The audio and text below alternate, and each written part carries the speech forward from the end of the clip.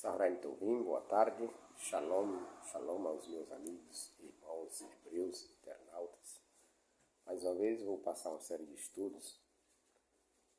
A outra face 2 estudos elaborados pelo meu amigo professor João Alves Corrêa. A intenção desse estudo não é menosprezar, criticar a fé alheia, a fé de ninguém, mas sim esclarecer pontos doutrinários que muitos têm dúvidas, né?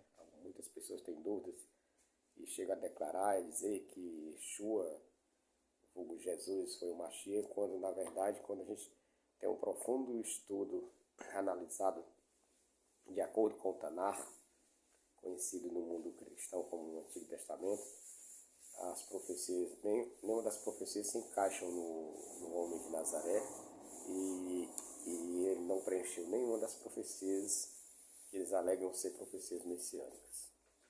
Vamos começar aqui com o título A Invenção do Cristianismo.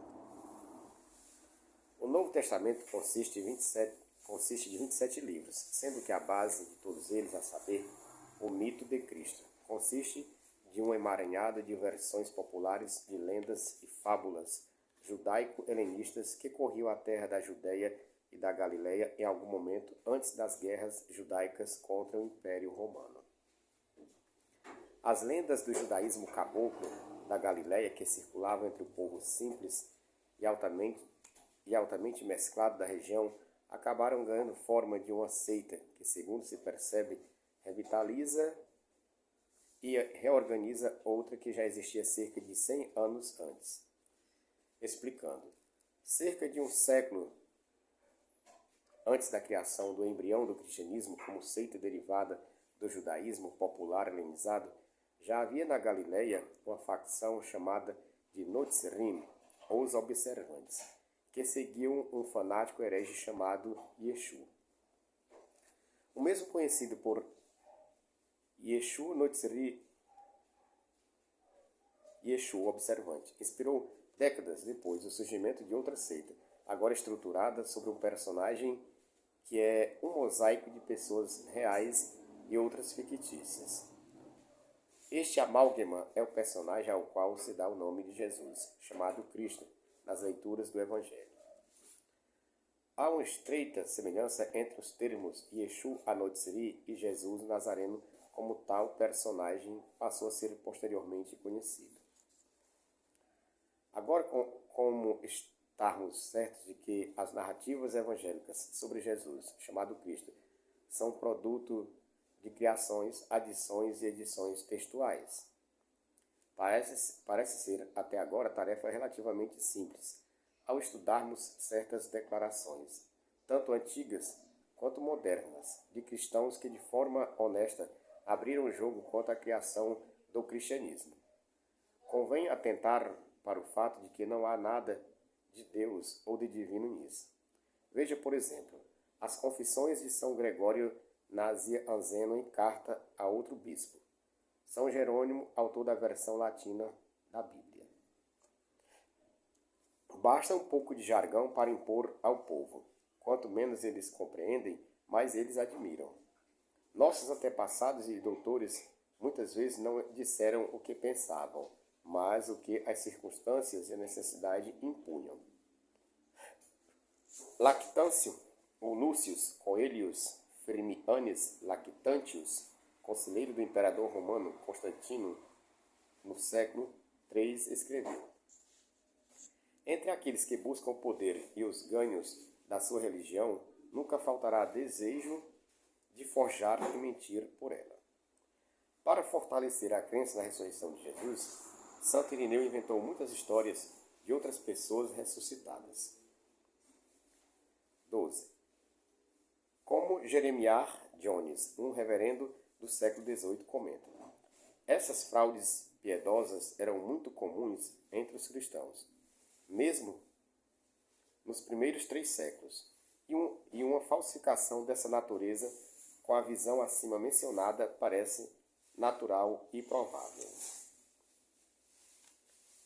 São Fausto, bispo francês do século V, muitas vezes foram inseridas por nossos ancestrais nos discursos de Nosso Senhor, que, embora feitas em seu nome, não concordam com sua fé, especialmente porque, como já foi frequentemente provado, essas coisas foram escritas não por Cristo, nem por seus apóstolos, mas muito tempo depois de sua ascensão, por não sei que tipo de meio-judeus, nem mesmo concordando consigo mesmos, que fizeram construir sua história com base apenas em relatos e opiniões, e ainda atribuindo isso tudo sobre os nomes dos apóstolos do Senhor ou daqueles que deveriam seguir os apóstolos. Eles, maliciosamente, fingiram que haviam escrito suas mentiras e conceitos de acordo com os mesmos apóstolos. Note que, embora defendendo alguns postulados cardeais da confissão cristã, São Fausto confessa as fraudes textuais que teriam ocorrido quando da composição dos livros do Novo Testamento. Assim, da mesma forma, Johann Lorenz von Moschein, historiador eclesiástico do século XVIII. Não muito depois da ascensão de Cristo ao céu, várias histórias de sua vida e doutrinas, cheias de fraudes piedosas e maravilhas fabulosas, foram compostas por pessoas cujas intenções talvez não fossem más, mas cujos escritos descobriram a maior superstição e ignorância. E isso não era tudo. Apareceram produções que foram impostas ao mundo por homens fraudulentos, como se fossem os escritos dos santos apóstolos. William Wake, arcebispo de Canterbury do século XVIII. Seria inútil insistir em todas as peças espúrias que foram atribuídas apenas a São Paulo, nos tempos primitivos do cristianismo. Johann Salomon Semler, teólogo do século XVIII. Os doutores cristãos nunca trouxeram seus livros sagrados às pessoas comuns, embora as pessoas em geral tenham pensado de outra forma durante as primeiras eras. Elas estavam apenas nas mãos do clero. Dr. Herbert Marsh, bispo inglês do século XIX.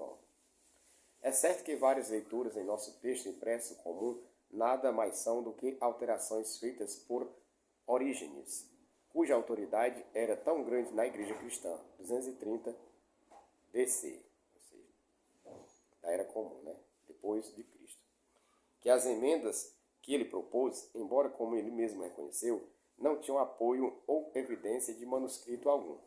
Foram geralmente acatadas.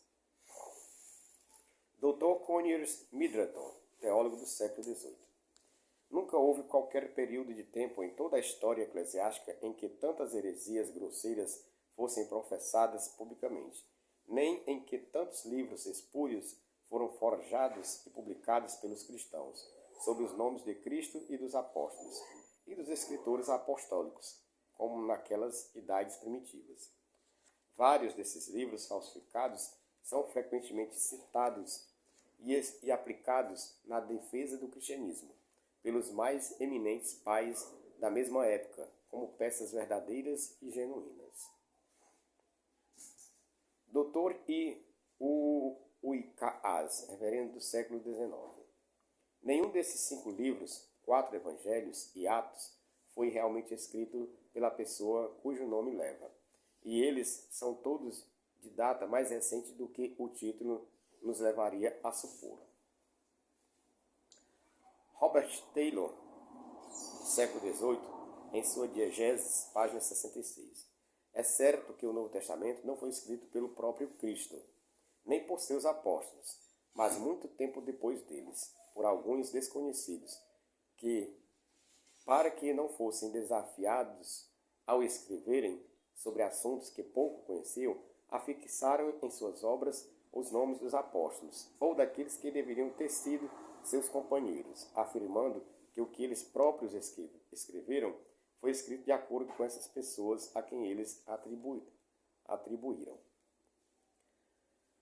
Algumas autoridades cristãs primitivas mentiam tão descaradamente para impressionar a massa ignorante que chegaram mesmo a escrever certos detalhes de suas viagens missionárias, copiando descaradamente as lendas e mitos literários do mundo greco-romano.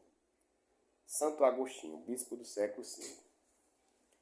Eu já era bispo de Hipona quando fui para a Etiópia, com alguns servos de Cristo lá para pregar o Evangelho. Neste país vimos muitos homens e mulheres sem cabeça, que tinham 2 grandes olhos em seus seios. E em países ainda mais ao sul, vimos pessoas que tinham apenas um olho na testa. Eles não viam nada de errado em enganar as massas ignorantes, raciocinando que, no final das contas, estavam salvando uma população imersa em injustiça, como o Novo Testamento testifica, parafraseando aqui um dos inspiradores do vício da mentira, Paulo de Tarso. Mas que importa? Contudo que Cristo seja anunciado de toda maneira, ou com fingimento, ou em verdade, nisto me regozijo e me regozijarei ainda. Filipenses 1, verso 18. As referências desses estudos encontram-se no 1. C.F. Volney, The Ruins, Boston, 1872, página 177.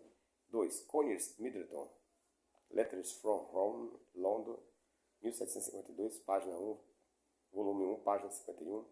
3. Doane, página 231. 4. Taylor, Diegeses, página 66. 5. Von Mosheim, Ecclesiastical Story, London, 1810, volume 1, página 109. 6. Wake, Genuine Epistles of the Apostolical Fathers, London, 1719, página 98. 7. Reverendo Robert Taylor, de Diegeses, Boston, 1873, página 48. 8. Michaelis, Introduction to the New Testament. Edição Dr. Herbert Marsh, London, 1828, volume 2, página 368. 9. Middleton, volume 1, página 59. 10. Doutores H. Hort e Kaas and Kuhner, The Bible for Learners Translation, Philip A. Wicksteed, Boston, 1878, volume 3, página 24. 11. Taylor, Diegeses, página 66. 12. Taylor, Syntagma of the Evidences of the Christian Religion, Boston, 1876, página 52.